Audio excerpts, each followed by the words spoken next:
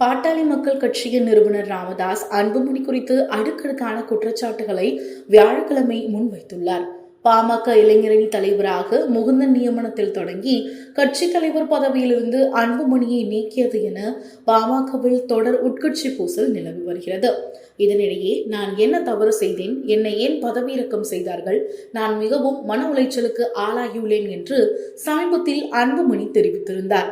இந்த நிலையில் அன்புமணியின் கேள்விக்கு பதிலளிக்கும் விதமாக தைலாபுரத்தில் வியாழக்கிழமை காலை ராமதாஸ் செய்தியாளர்களை சந்தித்து பேசினார். அன்புமணிதான் தவறு செய்தவர்.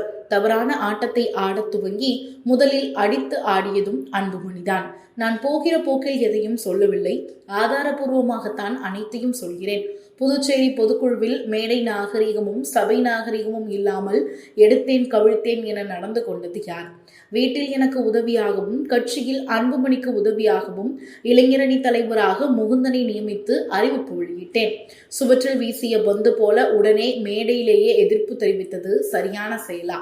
மேடை நாகரிகம் சிறிதுமின்றி அனைவரின் முன்பும் காலை ஆட்டிக் கொண்டிருந்தும் மைக்கை தூக்கி என் தலையில் போடாத குறையாக டேபிளில் வீசியது சரியான செயலா? பனையூரில் அலுவலகம் திறந்திருக்கிறேன் என தொலைபேசி எண்ணை தந்து நீங்கள் இனி என்னை அங்கு வந்து பார்க்கலாம் என அன்புமணி சொன்னது சரியான செயலா? 4 சுவற்றுக்குள் பேசி முடிக்க வேண்டியதை நடுவீதிக்கு கொண்டு வந்தது யார்? அழகான ஆள் உயர கட்சியான பாமகவை ஒரு நொடியில் உடைத்தது யார்? 45 ஆண்டுகளாக இந்த இயக்கத்தை அண்ணா சொன்னது போல கடமை கண்ணியம் கட்டுப்பாட்டோடு நடத்தி வந்தேன்.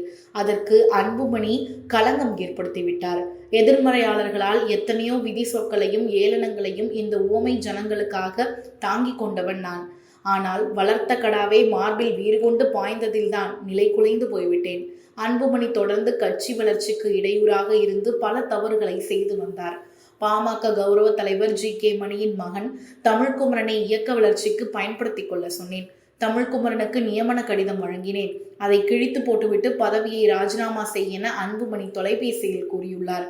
கட்சியின் பொதுக்குழுவில் பங்கேற்க மனைவி மற்றும் குழந்தைகளுடன் வந்த தமிழ்குமரனை அந்த கூட்டத்தில் பங்கேற்க கூடாது என தொலைபேசியில் கூப்பிட்டு அன்புமணி பேசினார்.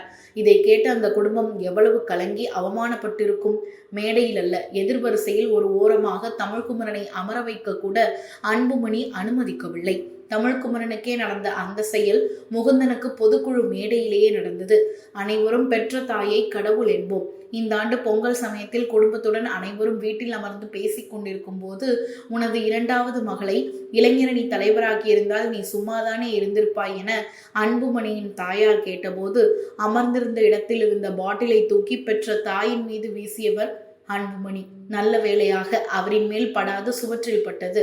இதெல்லாம் வெறும் சாம்பிள் தான். கட்சியின் நிர்வாக குழுவில் 19 பேர் உள்ளனர். அன்புமணி அவர்களது கருத்தை கேட்பதும் இல்லை, கருத்தை வெளிப்படுத்தவும் அனுமதிப்பதில்லை. 2024 தேர்தலில் அதிமுக கூட்டணி வேண்டும் என்று விரும்பினேன். அன்புமணியும் எடப்பாடி பழனிசாமியிடம் பேசி கூட்டணியை உறுதி செய்திருந்தார். ஆனால் அன்புமணி மற்றும் சௌமியா இருவரும் திடீரென தைலாபுரம் வந்து பாஜக கூட்டணி தான் வேண்டும் என்று காலை பிடித்து அழுதனர். இருவரும் நீண்ட நேரம் அழுததால் என்னால் வேறு ஒன்றும் செய்ய முடியவில்லை. அதிமுக பாமக கூட்டணி என்பது இயல்பான கூட்டணி. இது அமைந்திருந்தால் பாமக 3, அதிமுக 7 இடங்களில் வென்றிருக்கக்கூடும். பாஜகவுடன் கூட்டணி வேண்டாம் என்றால் நீங்கள் தான் எனக்கு கொல்லி போட வேண்டும் என்று அன்புமணி கூறினார். பாமக தலைவராக இருந்த ஜி.கே. மணியை கூட நீக்க வேண்டும் என்று சௌமியா அன்புமணி வந்து சொன்னார். ஜி.கே. மணியிடம் இதை சொன்னேன். 1.5 மாதம் கழித்து அன்புமணிக்கு பட்டாபிஷேகம் நடத்தினேன். பாமக மூத்த நிர்வாகிகளை அன்புமணி மரியாதை குறைவாகவே நடத்தி வந்தார். குறிப்பாக மறைந்த காடுவெட்டி குருவை கூட உரிய மரியாதையுடன் நடத்தவில்லை என தெரிவித்தார். இந்த அறிக்கையை படித்துக் கொண்டிருக்கும் போதே ராமதாஸ் கண் கலங்கியது பலருடைய அனுதாபத்தையும் பெற்றுள்ளது.